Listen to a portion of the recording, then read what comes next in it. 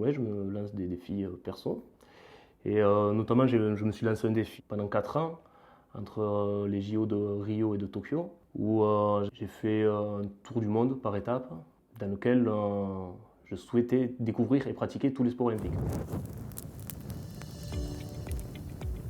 Au cœur de la flamme, le podcast qui explore les récits inspirants des porteurs de flammes choisis par la Caisse d'épargne Midi-Pyrénées. Chacun de nos épisodes plonge au cœur des histoires de ces individus exceptionnels, illuminant leur vie de la même intensité que la flamme olympique. Nos invités partagent leurs expériences, défis, chutes et triomphes. Bienvenue dans Au cœur de la flamme où chaque histoire brille d'une lumière unique et captivante. Pour ce 8e épisode, nous sommes allés à la rencontre de Pierre Rizzo. Professeur de sport et entraîneur physique pour les Spacers, Pierre a réalisé le World Sport Challenge, 4 ans pour pratiquer des sports olympiques dans leur pays d'origine. Bonne écoute. Je m'appelle Pierre, je suis prof à l'université de Toulouse Paul Sabatier, dans le sport du coup. J'enseigne la musculation, l'athlétisme et le fitness. Et je suis également préparateur physique de l'équipe des Spacers de Toulouse, donc c'est une équipe de volley professionnelle. Le sport est central dans ma vie depuis tout le temps. J'en ai toujours fait, pratiqué. Et très vite, j'ai enseigné, j'ai entraîné, donc ça fait partie de ma vie intégralement. Alors dans mon quotidien, de manière personnelle, ça m'apporte un véritable équilibre dont j'ai besoin et pour me sentir bien, pour me sentir en forme. Et dans mon travail, c'est comme je suis dans le milieu du sport, je côtoie beaucoup de personnes sportives, sportives professionnelles, sportives de haut niveau ou alors amateurs ou débutants. Et ce que ça m'apporte, c'est le fait de les aider qui me motive tous les jours, de les faire progresser, de les entraîner. Et ça, pour moi, c'est très gratifiant. En fait, c'est donc les préparer physiquement, c'est-à-dire qu'ils soient meilleurs sur le terrain physiquement. Donc dans le cadre des joueurs de volley, c'est qu'ils soient capables de sauter plus haut, de taper plus fort, d'être capable de faire des passes avec des distances plus ou moins longues. Donc c'est vraiment qu'ils soient prêts à évoluer sur le terrain de manière la plus performante possible. Donc c'est augmenter leur pouvoir d'agir sur le terrain. Et une deuxième partie dans la préparation physique, ça va être prévenir les risques de blessures dus à la pratique. Donc c'est vrai qu'au volley, il y a énormément de sauts, énormément de frappes. Donc ça crée certaines pathologies au niveau des genoux notamment et au niveau des épaules. Donc on a aussi en préparation physique tout un versant qui permet de limiter l'apparition de certaines blessures. Alors j'ai pas mal pratiqué d'athlétisme assez longtemps. Là, le sport que je pratique, c'est plus dans le cadre fédéral. Par un peu manque de temps et puis mes horaires de travail correspondent vraiment aux horaires de pratique du sportif amateur. C'est-à-dire que je travaille entre midi et 2 et le soir essentiellement.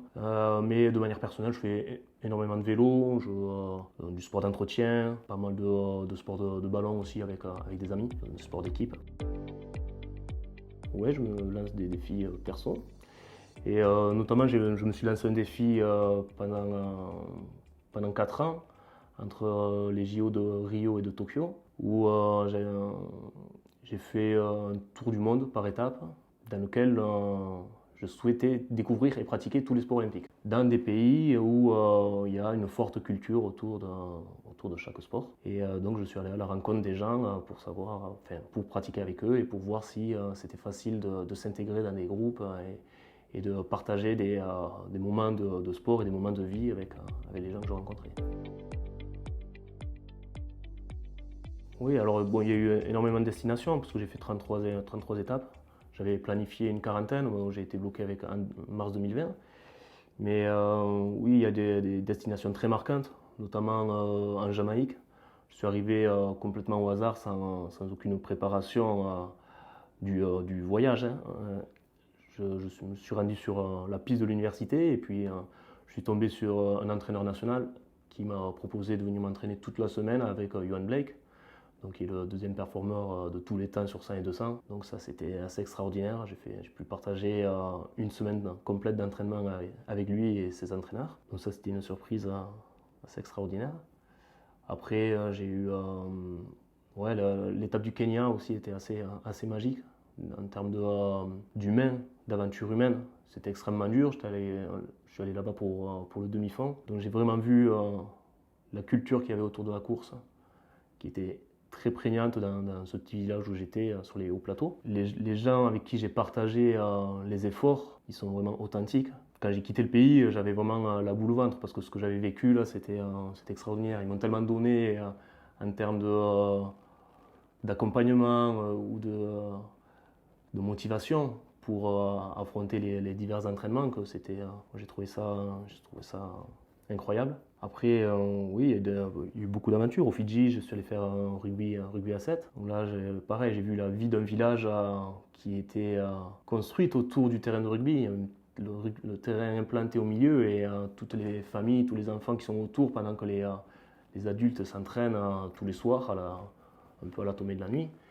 Et il y a une vraie vie autour du rugby et en fait, c'est ces moments-là que je recherchais en faisant cette aventure et j'ai pas été déçu. C'était assez singulier chacune et ouais, c'était très marquant.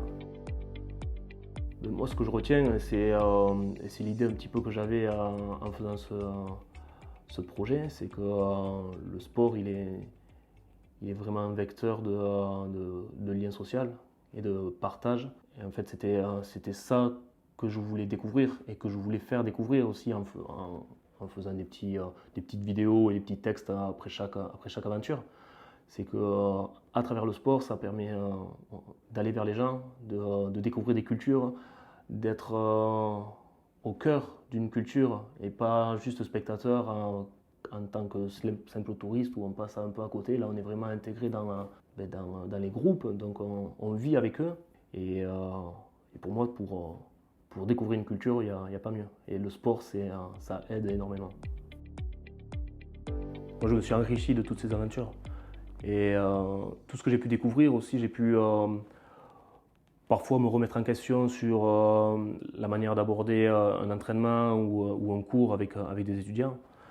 Et je découvrais des nouvelles pratiques, des nouvelles méthodes d'échauffement ou autres qu'il y avait autour de la pratique sportive. Et c'est vrai que moi, ça m'a nourri aussi, ça me fait grandir dans ce que je fais tous les jours, c'est-à-dire enseigner ou entraîner.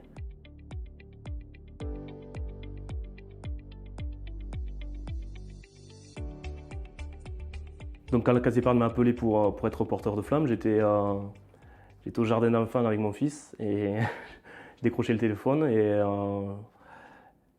on m'a dit que j'allais être porteur de la flamme et c'est vrai que ça m'a fait tout drôle dans un premier temps. Puis après, c'est vrai que j'ai ressenti une certaine fierté et ça me tient beaucoup à cœur. Du coup, c'était plutôt une très belle surprise.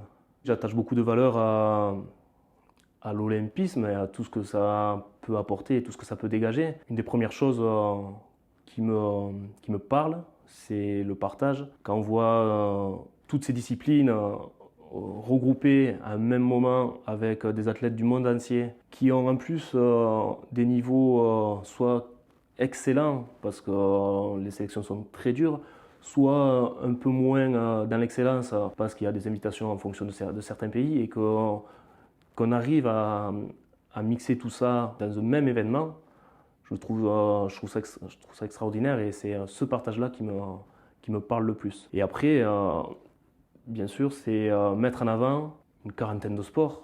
Et c'est vrai qu'on est abreuvé de football, un peu de rugby. Enfin, il y a certains sports qu'on voit tout le temps à la télé, dans les médias, et d'autres qu'on ne voit jamais et qui ont pourtant tout le mérite d'être vus et d'être pratiqués. Je pense à des sports par exemple comme la gymnastique ou l'aviron, ou ces sports-là qui sont extrêmement durs, extrêmement exigeants pour atteindre le haut niveau, qu'on voit uniquement tous les 4 ans. Que ces sports-là puissent être mis en avant pendant la quinzaine olympique, je trouve ça très bien et ça permet aussi d'élargir les horizons. Je sais que moi, quand j'étais gamin et que j'ai vu les JO de Barcelone, j'avais 9 ans, j'avais envie de faire tous les sports. C'était quelque chose qui m'avait vraiment marqué. Et donc je pense que ça peut créer des vocations ou des envies ou toutes ces choses-là à des gamins, ça met des étoiles dans les yeux. Là, cette année, c'est en France, donc je pense que l'événement il va marquer beaucoup de monde. Le message que j'aimerais porter et que je donne à tous mes étudiants et même à mes jeunes et moins jeunes que j'ai au volleyball, c'est à les pratiquer parce que ça doit faire partie de la vie, ça donne un équilibre et forcément on va ressentir des bienfaits. Donc même si on a une baisse de motivation, on n'a pas trop d'humeur, aller se forcer, aller dehors ou dans un gymnase ou aller à la rencontre d'autres personnes qui sont en train de faire du sport, se motiver de telle ou telle manière. Et après, on n'est jamais déçu. Quand on rentre, on a toujours ce sentiment de j'ai fait la séance, je ne me suis pas échappé aujourd'hui. Donc c'est toujours positif. Et c'est vraiment ce que j'essaye de transmettre au quotidien.